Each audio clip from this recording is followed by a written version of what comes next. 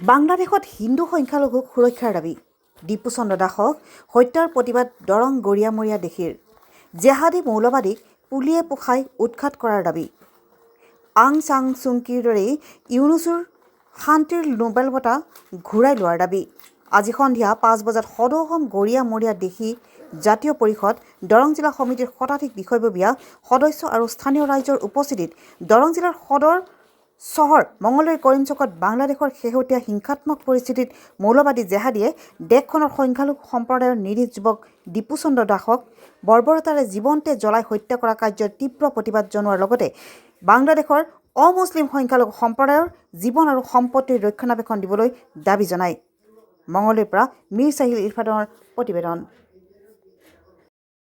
আমি আজি যি উদ্দেশ্যে ইয়াত লগ হৈছোঁ তাৰে কিছু কাৰ্যসূচী পালন কৰা হ'ল এতিয়া ক'ব খোজোঁ যে তাত যিসকল অন্য ধৰ্মৰ লোক আছে যে বিশেষকৈ মই ধৰ্মৰ নাম লৈ কথা ক'ব খুব টান পাওঁ দীপু দাস যিটো ধৰ্মৰ আৰু মোৰ নিচিনা আলী হুছেইন আহমেদ যি ধৰ্মৰ তেওঁ আলী হুছেইন আহমেদ সংখ্যাগৰিষ্ঠ দীপু দাস সংখ্যালঘিষ্ঠ এইবুলি সংখ্যালঘিষ্ঠ অত্যাচাৰ কৰিব নালাগে তাৰে প্ৰতিক্ৰিয়া ভাৰতবৰ্ষত বিশেষকৈ অসমত এই ধৰণৰ আলী আহমেদবিলাক সংখ্যালঘুবিলাকক আকৌ যদি সংখ্যাগৰিষ্ঠতাই অত্যাচাৰ কৰে সেই দিশটো চাব লাগিব মৌলবাদীসকলে যিয়ে কৰক তাত প্ৰশাসন আছে অৰ্থনীতিবিদ ইউনুছে তাতে সেইখন দেশৰ মুৰব্বী হৈ চলাইছে তেওঁ কি কৰিছে তাৰ ব্যুৰোক্ৰেটসকলে কি কৰিছে যিটো আমাৰ ইয়াত কেবিনেট ছেক্ৰেটাৰী তাৰপিছত যিসকল আমাৰ ফৰেইন মিনিষ্ট্ৰীৰ যিসকল বিষয়ববী আছে ঠিক তেনেদৰে তাতো আছে সেইসকলে চাব লাগে সেইসকল একপক্ষীয়ভাৱে কাম কৰিলে ভৱিষ্যতে দিগদাৰ হ'ব ইয়াৰ এফেক্ট আহি ভাৰতবৰ্ষতো পাব ভাৰতবৰ্ষত তেতিয়া এই এফেক্ট হ'লে এখন বিশৃংখল পৰিস্থিতি হ'ব গতিকে we vehemently condemn it we want justice So that we want justice. We want justice. We want justice. Justice. Justice. We want justice. Justice. Bangladesh nipat jao. Nipat jao. Ino Sokha nipat jao. Nipat jao. নিপাত যাওক Jihadi nipat jao. নিপাত যাওক মৌলবাদী সাৱধান. সাৱধান গতিকে মই আমাৰ দেশৰ ভাৰত চৰকাৰক অনুৰোধ জনালোঁ আমাৰ ৰাজ্য চৰকাৰক অনুৰোধ জনালোঁ প্ৰশাসনৰ মুৰব্বীসকলক অনুৰোধ জনালোঁ যাতে আমাৰ ইয়াতো এনেধৰণৰ কোনো এফেক্ট হ'ব খুজিলে শান্তি শৃংখলা বজাই ৰাখে আৰু লগতে ভাৰতবৰ্ষ ইয়াক সম্পূৰ্ণ ধৰণে যাতে এনেধৰণৰ কাৰ্য চলাব নোৱাৰে চুবুৰীয়া ৰাষ্ট্ৰ তেওঁলোকৰ যি কূটনীতিবিদ আছে ইয়াতে ৰাষ্ট্ৰদূত আছে এইসকলৰ জৰিয়তে বা চৰকাৰে ডাইৰেক্টলি যোগাযোগ কৰি এনেধৰণৰ অতিশাৰ্য অতি শীঘ্ৰে বন্ধ কৰক নহ'লে ইয়াৰ ফলাফল ভাল নহয় ইজনে সিজনৰ প্ৰতিশোধ ল'ব এটা অস্থিৰ পৰিৱেশ হ'ব যাতে এই ধৰণৰ নহয় সেইটোকে আমি ইয়াৰ দ্বাৰা প্ৰতিবাদ জনাই আমি চৰকাৰ দুয়োপক্ষৰ চৰকাৰত অনুৰোধ ৰাখিলোঁ যাতে সুব্যৱস্থা লয় ইয়াৰ ৰেকাৰিং নহয় পুনৰুত্থান নহয় এনেধৰণৰ কাৰ্য এইখিনিয়ে অতি উদ্বিগ্নতাৰে আমি জনাওঁ যে বাংলাদেশখনক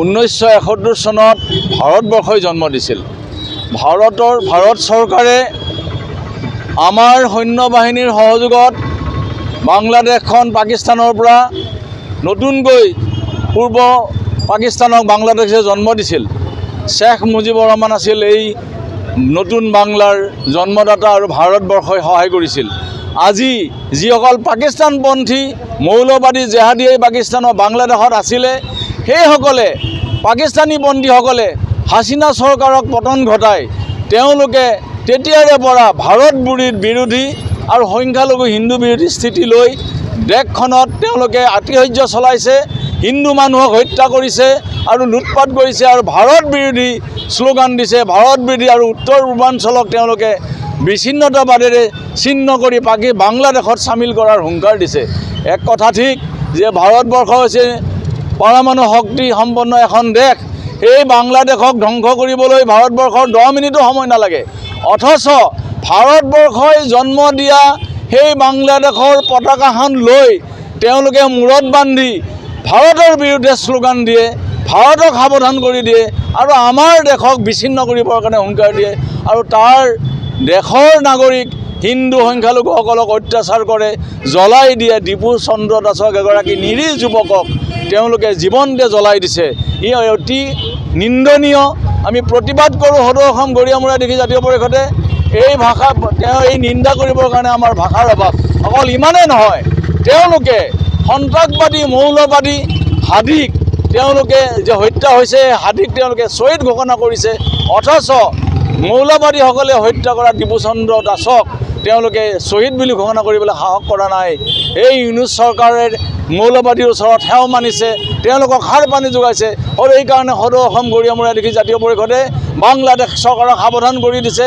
এই চৰকাৰক নিপাত যাবৰ কাৰণে আমাৰ ভাৰতবৰ্ষক শক্তি প্ৰয়োগ কৰিবৰ কাৰণে আমি দাবী জনাইছোঁ, আৰু বাংলাদেশৰ হিন্দু নাগৰিকক সুৰক্ষা দিয়াৰ কাৰণে ভাৰতবৰ্ষৰ প্ৰয়োজন সাপেক্ষে সামৰিক শক্তি প্ৰয়োগ কৰক।